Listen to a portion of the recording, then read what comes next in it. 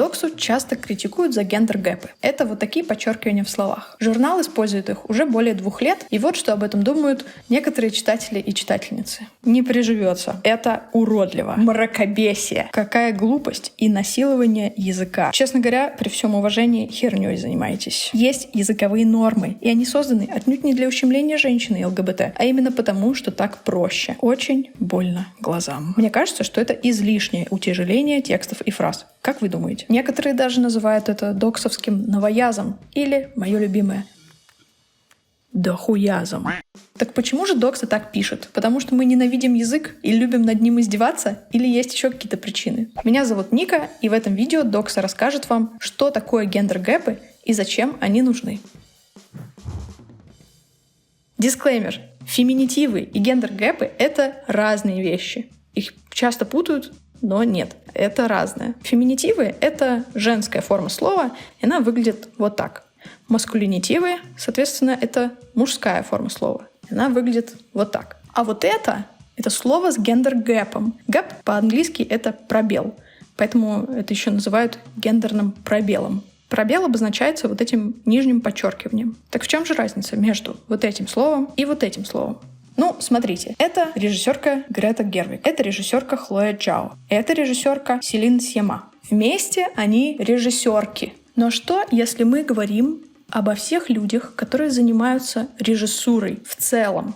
Нельзя сказать, что все вот это режиссерки, потому что среди них есть и режиссеры. Но и нельзя сказать, что это все режиссеры, потому что среди них есть и режиссерки. В таких случаях как раз можно использовать гендер-гэп. Суть этой черточки в том, чтобы вместить все варианты, вообще всех.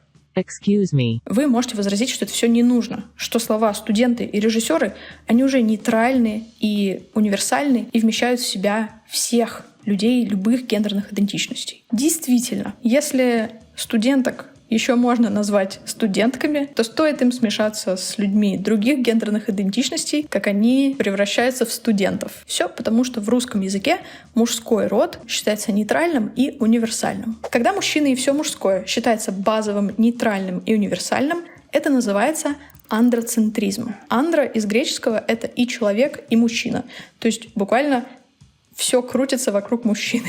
Этот термин ввела феминистка и социологиня Шарлотта Перкинс-Гилман в 1911 году. Вот что она писала. «Все наше мировоззрение зиждется на неизменном негласном предположении. В мужчине воплощен человеческий тип, а женщина олицетворяет собой некую дополняющую, сопровождающую и подчиненную помощницу. То, что считается человеческой природой, на самом деле является мужской природой. Язык отражает реальность. И когда реальность патриархальная, то язык такой. Например, долгое время в России женщинам не позволяли получать высшее образование. И слова «студентка» не было. Не было студенток, не было и слова. То же самое с профессиями. Названия многих профессий и должностей в женском роде звучат непривычно, только потому что женщинам веками запрещали этим заниматься. Так вот, считать, что мужская форма слова универсальная — это сексизм. И когда мы постоянно ее используем, то мы укрепляем андроцентричную картину мира, в центре которой мужчина, а все остальные люди остаются исключенными и невидимыми. Если говорить про то, как связан язык и дискриминация, мне кажется важно, я думаю, что здесь ни для кого не секрет, что существует целая пирамида угнетения, и то, например, как в этой пирамиде угнетения шутки, подшучивания, стереотипы — это лишь одна из первых ступенечек к тому, как, в принципе, дискриминация структурно практикуется. Мне кажется, это ни для кого не секрет, но вместе с этим, мне кажется, важно подчеркнуть и то, что не только прямые дискриминирующие высказывания исключают какие-то группы. Когда группа невидима в языке, это тоже своего рода маргинализация и дискриминация отсутствием. Когда какая-то группа для нас не существует, мы не можем прояснить, какие у нее могут быть политические, культурные или социальные запросы. То есть, когда, например, мы говорим о политзаключенных в Беларуси, и вместе с этим мы отмечаем, что, например, среди этих политзаключенных есть молодежь, среди этих политзаключенных есть женщины. И поэтому мы должны строить язык таким образом, чтобы говорить о всех этих группах, когда мы говорим о политзаключенных, вот тогда может быть достижимо какое-то изменение, когда мы понимаем, что вот это большое социальное разнообразие, с которым мы работаем, оно реально. То есть это группы, про которые мы говорим, изменения, которых мы хотим, они касаются очень большого числа людей, из очень разных социальных групп, из очень разной социальной представленности. И язык — это прекрасный механизм подчеркивать вот это разнообразие и обращать внимание на лакуны, которые существуют. Тут вы можете сказать: ну хорошо, но почему бы тогда не писать через скобки или вот так вот через косую черту? Такие варианты вы часто советуете нам использовать вместо гендер-гэпов. Что с этими вариантами не так? Почему они нас не устраивают? Возьмем скобки. Скобками на письме обозначается что-то дополнительное. Поэтому феминистки в 60-х годах начали чаще писать через косую черту. Тут можно всячески экспериментировать и даже ставить женскую форму слова в качестве основной. Но косая черта предполагает или-или. А мы с вами знаем, что гендерное разнообразие гораздо шире. Интересную и понятную лекцию о том, какие люди в мире существуют, помимо мальчиков и девочек, и что такое гендер, гендерная идентичность. И вот это все мы оставим в описании видео. Так вот, помимо мужчин и женщин, в мире есть люди и других гендерных идентичностей, и в языке они веками оставались невидимыми. Лингвисты в западных странах еще с 90-х годов прошлого века пытались понять, как решить эту проблему. И, наконец, в 2003 году немецкий лингвист Штефан Херман предложил вот такое написание. Это, кстати, еще одна частая претензия к гендер-гэпам, что заниматься изменениями языка должны не активисты, а лингвисты. Ну так вот, как видите, лингвисты этим как раз и занимаются. Следующий частый вопрос. Если это про большую инклюзивность и про не только женщин и мужчин, то почему в словах используются женские суффиксы? Вопрос хороший. Чтобы на него ответить, давайте разберем слово с гендер-гэпом по частям. Сначала корень «студент». Если мы оставим так, то получится просто маскулинитив, мужская форма слова. Добавляем гендер-гэп. Он обозначает какие-то другие варианты за пределами бинарности. Дальше слово надо как-то закончить. Например, «студенты». Но тогда получится какой-то маскулинитив с пробелом. Опять получается, что есть основная мужская форма, а мы ее вот немножечко разнообразим, вкинем туда вот этот пробел для всех остальных, для дополнительных. Именно для того, чтобы компенсировать этот перекос в мужскую форму, мы добавляем женский суффикс. И все вместе это слово максимально инклюзивное. Его идея, суть в том, что оно включает всех. Такой вариант написания использует Докса. Но это не единственный вариант. Есть и другие варианты написания с гендер-гэпами.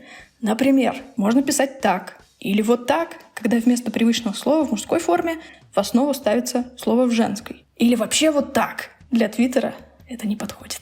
И их все можно использовать, потому что единая норма еще не сложилась. И даже если она сложится, все равно можно будет писать как угодно, потому что язык принадлежит всем. Но об этом мы поговорим попозже. Вместе с лингвистом. Но это невозможно читать, скажете вы. Мы, конечно, не можем вас в этом переубедить, потому что это ваше субъективное ощущение. Конечно, понятно, что любые изменения в языке сначала вызывают дискомфорт. Например, в 80-х в немецкоговорящих странах стали использовать вот такой интересный вариант написания. Смотрите, это слово «читатели», а вот «читательницы». А это вариант, который включает и то, и другое. Тут нет никаких подчеркиваний, вообще выглядит так, как будто это феминитив, просто заглавной буквой посередине. Выглядит, кажется, довольно просто и читаемо. Но когда в 1983 году молодая швейцарская газета ВОЗ стала использовать такой вариант написания, реакция была очень жесткой. Читатели отменяли подписку на газету, а внештатные авторы забирали свои тексты. И знаете, какие аргументы были против такого написания? Заглавное «и» внутри слова — это некрасиво, искусственно, сбивает с толку, мешает читать. ВОЗ все равно продолжили так писать и используют гендерно-инклюзивный язык до сих пор. Но помимо этой газеты, такое гендерно-нейтральное написание сейчас используется в университетской среде, в немецкоговорящих университетах, во многих официальных органах и даже повсеместно в объявлениях о вакансиях. Как видите, людям могут потребоваться десятки лет, чтобы договориться об изменениях в языке и привыкнуть к ним. Тут вы можете меня перебить и сказать: «При чем тут ВОЗ? И при чем тут немецкий язык?» Ну просто немецкий и русский язык в этом плане очень похожи. В лингвистике они относятся к классу синтетических языков, то есть в них слова меняются за счет морфем. В обоих языках есть мужские и женские формы слов, и феминитивы образуются за счет суффиксов. В общем, все очень похоже и сравнивать очень даже корректно. Как и в русском, найти подходящую форму гендер-гэпа в немецком языке бывает непросто. Например, вот студентки и студенты. Как их соединить так, чтобы считывались оба слова? Может быть, вот так? Ну, это вот реально было бы невозможно читать. Или попроще вот так. Но в немецком это так не работает. В итоге самыми удобными вариантами написания стали такой, это как раз доксовский, и вот такой. Это что-то вроде студенты-ки. Сложно.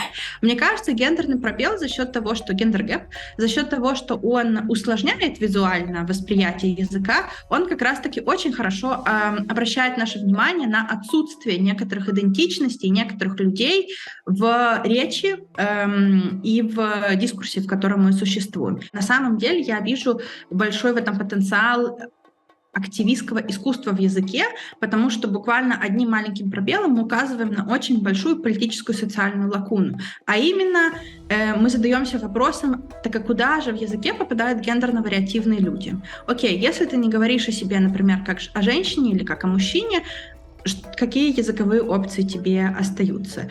Мне кажется, что вот этот такой символический момент того, что значит гендерный пробел и что он может выражать, он очень важен. Вообще, сам вот этот символ нижнего подчеркивания не все считают удобным или лучшим, и многие используют и другие варианты, другие символы. Некоторые предпочитают вариант с двоеточием, потому что оно легче читается, в том числе программами, которые озвучивают текст для незрячих или слабовидящих людей. Смотрите, сколько символов перепробовали во Франции. Французский язык — это еще один язык с категориями рода, как и русский, и там тоже проходили дебаты о том, какие символы лучше использовать. У них сначала тоже были проблемы с написанием во множественном числе, потому что это выглядело вот так. Сложно, правда?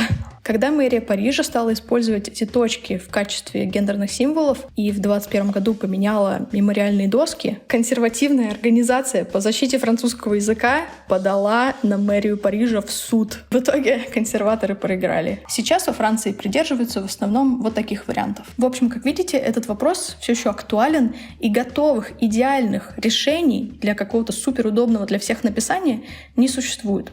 Все активно экспериментируют для того, чтобы сделать язык более инклюзивным и никого не дискриминировать. Кстати, какие из этих вариантов кажутся вам наиболее удобными?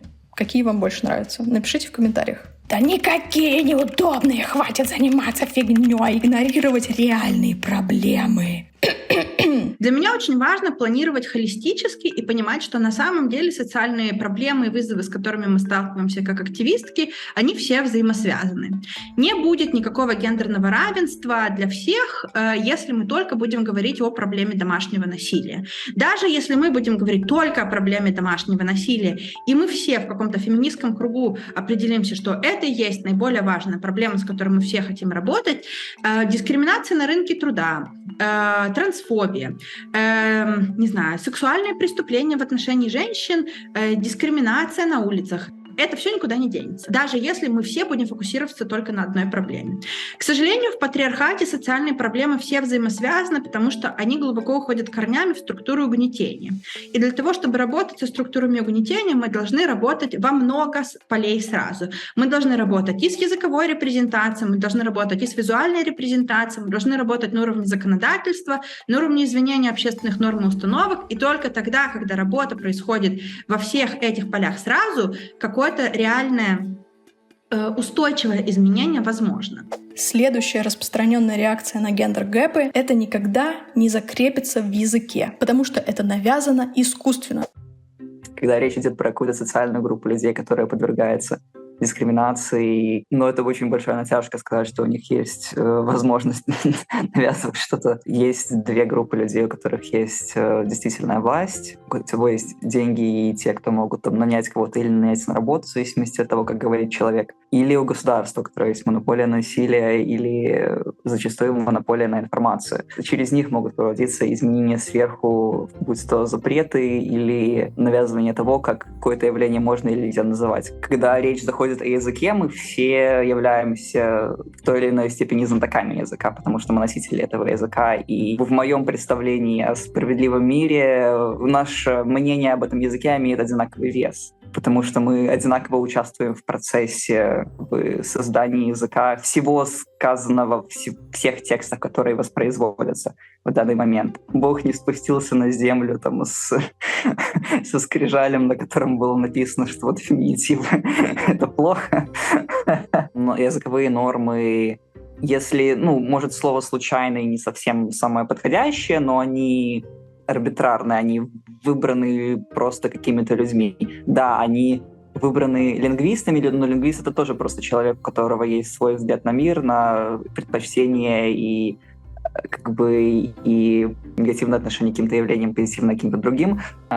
Если взять там какой-нибудь 19 век, когда не было возможности там компьютерно проанализировать все контексты использования какого-то слова, человек просто брал и писал определение слова, как ему хотелось. Эти определения, которые какой-то мужчина просто взял и придумал, что отдельная тема, что там история науки связана с тем, что доступ к образованию был в основном мужчин, и поэтому они больше писали словари, поэтому мы видим мужской взгляд в словарях, и понятно, что теперь их пишут многие люди, но все равно в написании словаря используется предыдущая традиция написания словаря, потому что прошлое никогда невозможно отменить, все наслаивается слой на слой. И мне кажется, важно просто помнить об этом, что каждое правило просто придумал человек или группа людей, у которых была власть в виде большего доступа к образованию или власть в виде наличия денег на то, чтобы опубликовать свой словарь или распространить свою точку зрения, потому что все эти действия подразумевают наличие у тебя как и финансов, так и более неформальное какое-то положение власти, что тебя послушают. Языковые нормы нам не приходят с небес и не даются как какая-то данность. Просто люди размышляли, люди что-то говорили, предлагали, и у каких-то людей было больше власти, и поэтому их послушало больше других людей, потому что их голоса были громче. Но есть много разных голосов. То, что так говорит большинство, не свидетельствует о том, что это этично или это правильно. Еще один распространенный вопрос — это как же все-таки гендер-гэпы произносить вслух? Есть вариант с паузой — студент-ки. А некоторые относятся к нижнему подчеркиванию примерно как к косой черте вот здесь. Мы же не говорим «км косая черта ч». Мы раскрываем это сокращение. Километры в час. Точно так же можно с гендер-гэпом. Студенты, студентки и учащиеся других гендерных идентичностей. Я встречал разные произношения гендер-гэпов. Я зачастую сам читаю это слитно как одно слово. Учителя, учительницы. Потому что это звучит больше как одно слово, чем как две отдельные группы, мужчины и женщины, там учителя и учительницы. И в зависимости от аудитории, в которой я нахожусь, я могу использовать феминитив, чтобы обозначить группу людей разных гендеров, потому что случается в жизни в большинстве случаев, что используют мужской род в этом случае, а я решил, наоборот, использовать женский. Если гендер-гэпы и другие гендерные символы кажутся вам странными и неудобными для чтения, это нормально. Для того, чтобы в чем-то разобраться, понять важность чего-то и просто привыкнуть к этому, требуется время. Это может вызывать фрустрацию, утомление, раздражение, ощущение того, что это избыточно, и в этом нет никакой необходимости. Но мне хочется сказать, что гендерно-вариативные люди встречаются с такими фрустрацией, раздражением, ощущением того, что что-то избыточно или не необходимо каждый божий день. И я думаю, что то, что в языке это, возможно, может вызывать такие эмоции, я думаю, как раз должно быть таким толчком для солидаризации. Я думаю, что когда мы используем сложные языковые формы, используем гендер-гэпы или используем гендерно-чувствительный язык, и, например, говорим, ученики и ученицы, преподаватели и преподавательницы, что многими людьми тоже оценивается как избыточно, зачем об этом говорить и так понятно, к кому мы обращаемся.